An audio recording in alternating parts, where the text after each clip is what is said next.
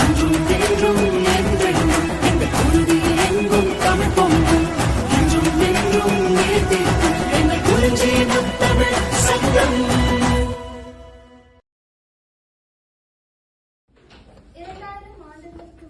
2000 ஆண்டுகளுக்கு மேல் தலைத்து வளர்ந்த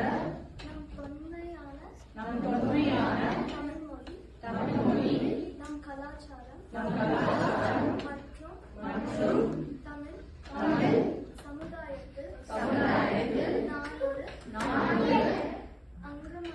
அங்கமாக இருப்பதில் பெருமை